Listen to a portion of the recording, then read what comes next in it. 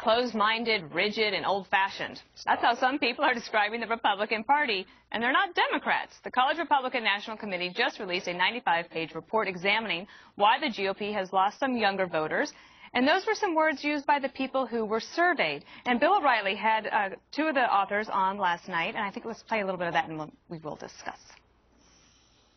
There's a sense among young people that Republicans don't have an answer to the problems that are facing them. How can it be possible that younger Americans don't equate the President of the United States with the dismal economy? So we're finding that young people give Obama an A for effort. Why should I care about this study, or why should the Republican Party care about a bunch of kids who don't know anything and they like the guy just because he's flashy? What message does it send to the GOP? Well, to be quite frank, Bill, if the Republican Party ignores younger voters or continues to do so, we risk losing every national election in the future. So, Bob, I wanted to ask you about this from just a polling standpoint and the youth vote, because Ronald Reagan did great with the youth vote. And George W. Bush did fairly well. In the last two elections, McCain and Romney did dismally.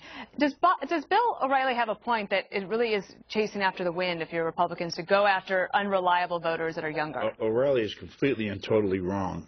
The is that when you get beat by a group of people by 2-1, they are still a substantial part of the electorate. And you have to ask those questions. And if you're getting beat by that, you want to find out why. And I think the Republicans did their job. They went out to figure out what it was, and they came back with the fact that these are a bunch of isolated white guys who don't seem to get it. Eric, the report, if you look around the conservative world, was actually pretty well received in terms of saying it's a good report, very blunt. Do you think that anyone will listen to it? I don't know. Again, we go through this, and we've talked about this a lot right after the election, what went wrong. What went wrong, in my opinion, is that we've had candidates lately that they're not really conservative. They're Republican, but they're not as conservative as the base would like. And that whole issue, can you win a general election being far right? And that's the only way to win a primary. So everyone goes far right and they try and move it to the middle. What they really need, in my opinion, is a Ronald Reagan type. Well, Ronald Reagan did well with young people. Yes, I mean, but my point is that he was able to be conservative, and he's also able to have the hat tip to the more establishment type.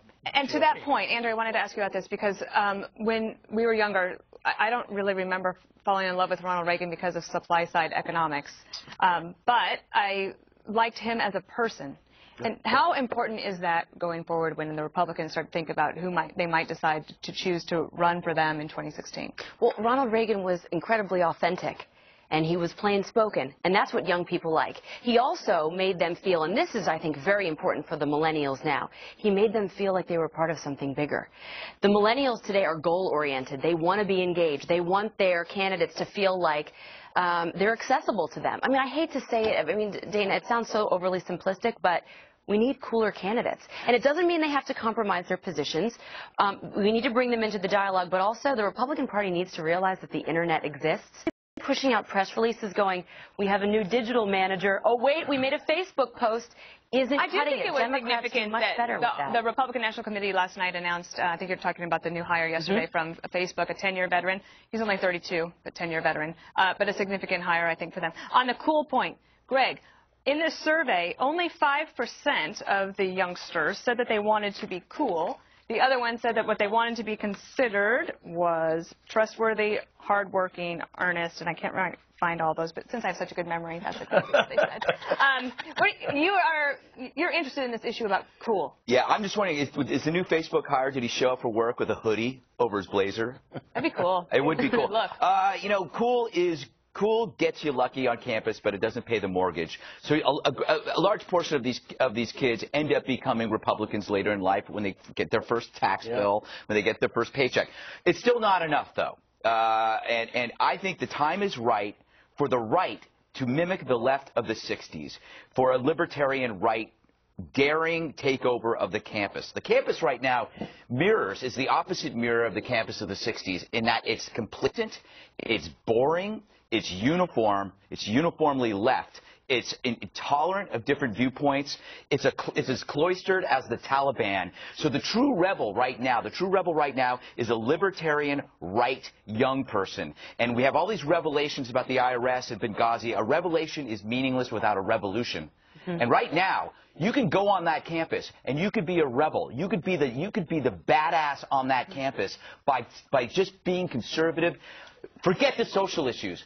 Forget it. Don't talk about gay marriage. Don't talk about abortion. You talk about the economy, the jobs, everything that's screwing young people right now. You are going to win. You are going to win. Think of that Wall Street Journal report that came out this week. This report says, and it's a pretty substantial report, says the reason young people are leaving the GOP is they don't believe they're tolerant on gay marriage, on Hispanic issues, on black. That's what I just said, Bob. That's what I said. You don't even those aren't the issues that you're going to win on. You're going to go in there. You're going to talk about the thing. Look, you can be for gay marriage. I'm for gay marriage, but that's not going to get you a job. You've got to talk about why Obama has failed. Obama has made so many promises to young people, and he screwed them all. You look at unemployment among minorities, among young people. Here's what you have, though. Do you know what you have right now? Right now, you have a GOP that's chasing it. You know how you chase? They call it chase ratings in TV, where you think you did something good yesterday, so let's do it again, and it doesn't. Who in the world would do that? The GOP is chasing the vote right now with what you mentioned. This technology guy. Remember a little late to the game to do it, but better late than never. I respect trying to fix the problem, but come on. I mean, they really need to. For me, I think they need to go back to conservative roots. But remember, we have some extremely conservative candidates who suck. But look at Rand Paul when he did his filibuster, okay? I'm not saying cool in the sense of collar up and like Fonzie cool. That was cool. He engaged the generation. I'm going to get fired if I don't tease. I doubt that. You're such a tease. Honestly. Ahead, a federal judge has just issued a